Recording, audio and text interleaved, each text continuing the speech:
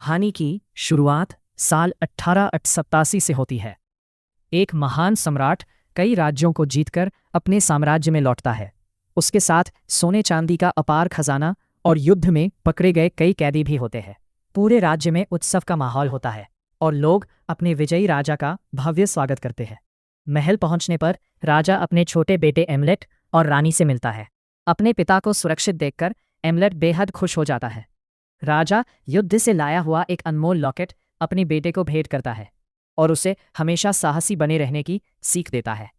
रात को पूरे राज्य में जीत का शानदार जश्न मनाया जाता है। उसी समारोह में राजा का छोटा भाई फ्यूल भी मौजूद होता है। वो असाधारण योद्धा है और कई युद्धों में राजा का साथ दे चुका है, लेकिन उसके मन में हमेशा से सिंहासन पर बैठने की महत्वाकांक्षा पल रही होती है।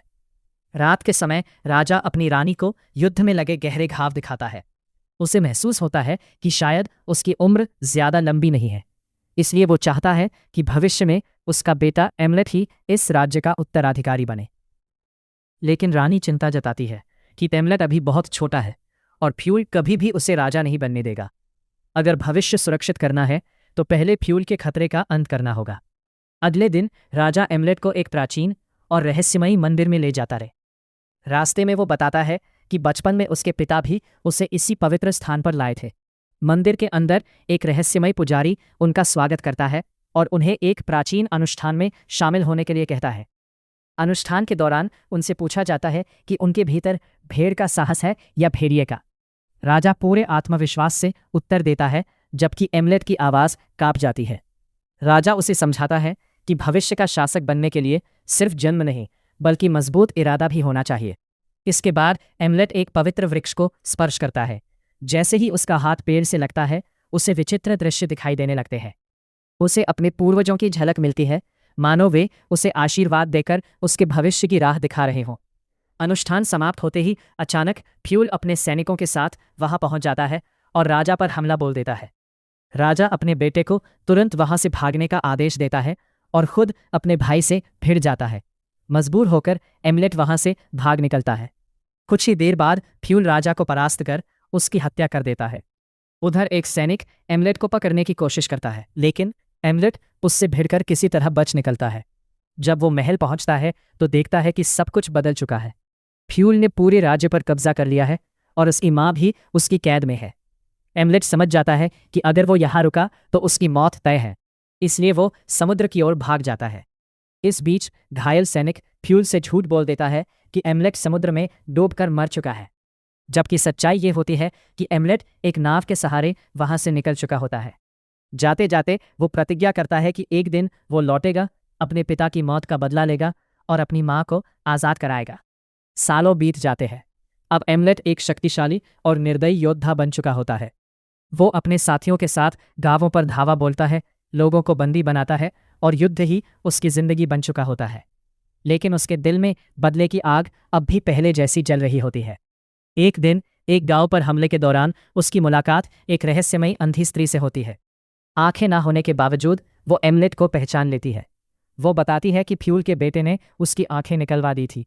फिर वो एमलेट को उसके अतीत और आने वाले भविष्य की झलक दिखाकर कहती है कि उसका अधूरा बदला अभी उसका इंतजार कर रहा है। इतना कहकर वो रहस्यमयी तरीके से गायब हो जाती है। अगले दिन एमलेट को पता चलता है कि पकड़े गए गुलामों को फ्यूल के राज्य में बेचने ले जाया जाएगा। वो मौका देखकर खुद भी गुलामों की भीड़ में शामिल हो जाता है, ताकि बिना पहचान में आए अपने दुश्मन तक पहुंच सके। समुद्री यात्रा के दौरान भयानक तूफान आ जाता है। इसी अफरा तफरी में एक लड़की समुद्र में गिरने लगती है, लेकिन एमलेट अपनी जान जोखिम में डालकर उसे बचा लेता रहे। आखिरकार आमलेट और बाकी गुलाम समुद्र पार करके आयरलैंड पहुंच जाते हैं, जहां फ्यूल ने अपना नया साम्राज्य खड़ा कर लिया होता है। सभी गुलामों को सैनिकों के सामने पेश किया जाता है। इसी दौरान आमलेट की मुलाकात ओल्गा नाम की एक समझदार और साहसी युवती से होती है। उसकी तेज नजरें तुरंत पहचान लेती है कि आमलेट कोई साधारण गुलाम नहीं है। काफी पूछने पर आमलेट उसे अपने अतीत का पूरा सच बता देता है, कैसे फ्यूल ने उसके पिता की हत्या कर उसके राज्य पर कब्जा कर लिया और वो वर्षों से सिर्फ बदला लेने के लिए जिंदा है। ओल्गा उसका राज छिपाने का वादा करती है और हर कदम पर उसका साथ देने का फैसला करती है। जब फ्यूल गुलामों का निरीक्षण करता है तो उसकी नज़र आमलेट पर पड़ती है। समय बीत जाने के कारण वो उसे पहचान नहीं पाता, लेकिन उसकी ताकत और साहस देखकर उसे अपने सबसे भरोसेमंद गुलामों में शामिल कर लेता है। अब आमलेट से दिन रात बेहद कठिन काम करवाए जाते हैं। एक रात एक रहस्यमयी जंगली सुअर उसे अपने पीछे आने का संकेत देता है। आमलेट उसका पीछा करते हुए एक प्राचीन गुफा तक पहुंचता है। वहां एक पुराने पुजारी की खोपड़ी रखी होती है। अचानक रहस्यमयी शक्तियां जाग उठती है और खोपड़ी बोलने लगती है।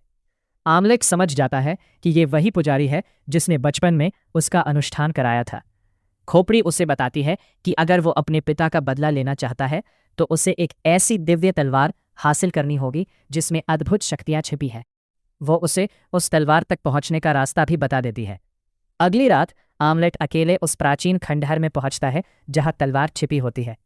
वहां एक मम्मी उसकी रखवाली करती दिखाई देती है। जैसे ही वो तलवार उठाने की कोशिश करता है, चारों ओर भयानक भ्रम फैल जाता है और मम्मी उस पर हमला करती हुई नजर आती है। लेकिन आमलेट समझ जाता है कि ये सिर्फ उसकी हिम्मत तोड़ने का जादुई छलावा है।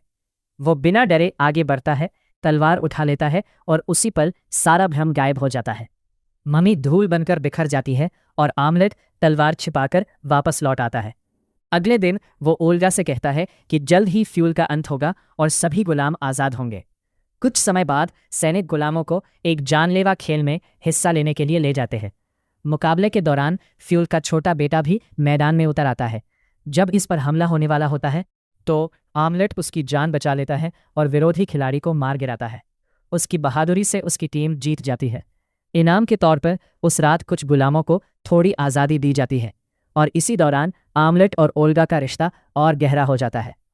अगली सुबह पूरे राज्य में सनसनी फैल जाती है। कई सैनिक मरे हुए मिलते हैं और उनकी लाशें मंदिर के बाहर लटकी होती है। किसी को समझ नहीं आता कि ये सब किसने किया।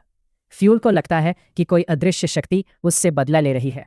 उसकी पत्नी भी कहती है कि ये किसी प्रतिशोधी आत्मा का काम हो सकता है और उसे शांत करने के लिए इंसानी बलि देने की सलाह देती है। लेकिन जब सैनिक चुने गए गुलाम को लेने पहुंचते हैं तो वहां उसकी जगह फ्यूल का ही एक खास आदमी मरा हुआ मिलता है। अब फ्यूल का डर और बढ़ जाता है। उसी रात आमलेट महल में घुसकर अपनी माँ से मिलता है और अपनी असली पहचान बताता है। वो कहता है कि वो अपने पिता की मौत का बदला लेने लौटा है। लेकिन उसकी माँ ऐसा सच बताती है जिससे आमलेट की पूरी दुनिया बिखर जाती है। वो स्वीकार करती है कि उसने अपनी मर्जी से फ्यूल का साथ दिया था क्योंकि उसका पति उससे कभी प्रेम नहीं करता था। वो चाहती है कि आमलेट भी फ्यूल का साथ दे और दोनों मिलकर राज्य करें। ये सुनकर आमलेट पूरी तरह टूट जाता है। महल से निकलते समय वो गुस्से में फ्यूल के बेटे को मार देता है और ओल्गा के पास लौट आता है। सुबह होते ही बेटे की मौत की खबर सुनकर फ्यूल क्रोध से भर उठता है और सभी गुलामों को मार डालने का आदेश देता है। आमलेट खुद सामने आकर स्वीकृत करता है कि हत्या उसी ने की है। इसके बाद वो अकेले दर्जनों सैनिकों से भिड़ जाता है, लेकिन आखिरकार संख्या ज्यादा होने के कारण पकड़ लिया जाता है। उसे बेरहमी से पीटा जाता है और फ्यूल फैसला करता है कि अंतिम संस्कार के बाद वो अपने हाथों से आमलेट को मौत देगा। कैद में बंद आमलेट के पास अचानक कावों का झुंड आता है, मानो उसके पिता की आत्मा उसकी मदद करने आई हो। कावे उसकी रस्सियां खुलवा देते हैं और वो आज़ाद होकर भाग निकलता है।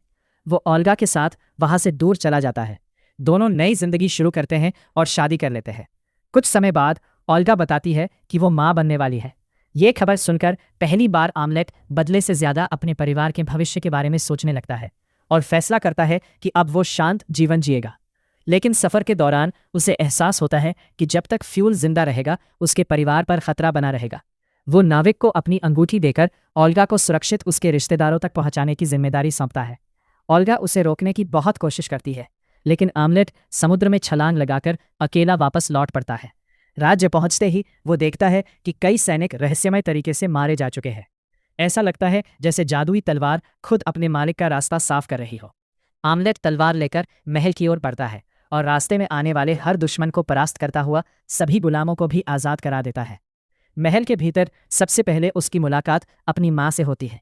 वो आखिरी बार उसे रोकने की कोशिश करती है और दोनों के बीच संघर्ष शुरू हो जाता है। लड़ाई के दौरान गलती से आमलेट की तलवार उसकी माँ के सीने में उतर जाती है और उसकी मौत हो जाती है। इस घटना से आमलेट भीतर से टूट जाता है, लेकिन अब पीछे हटने का कोई रास्ता नहीं बचता। तभी फ्यूल वहां पहुंचता है। अपनी पत्नी और बेटे की लाश देखकर वो क्रोध से कांप उठता है और आमलेट को चुनौती देता है। अब दोनों जानते हैं कि इस दुश्मनी का अंत केवल एक अंतिम और निर्णायक युद्ध से ही होगा। तो दोस्तों, इसी के साथ आज की मूवी यहीं ख़त्म होती है। अगर आपको ये वीडियो पसंद आई हो तो वीडियो को लाइक करें, चैनल को सब्सक्राइब करें और बेल आइकन ज़रूर दबा दें ताकि ऐसी ही शानदार मूवी एक्सप्लेन वीडियो सबसे पहले आपको मिलती रहे। मिलते हैं अगली वीडियो में, तब तक के लिए धन्यवाद।